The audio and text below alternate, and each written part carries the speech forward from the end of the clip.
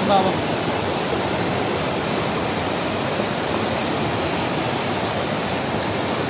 आमा सब भ्यास है त्यही खेत गयो यो खेतमा नै आउँछ त खोलो यो टुरो गयो भने यसमा नि बस्छ के ठुलो धेरै बढेको अहिले यो यसमा उठ के माटो धेरै छ क्या अलि माथि माथिसम्म फुललाई हिँड्ने पनि हो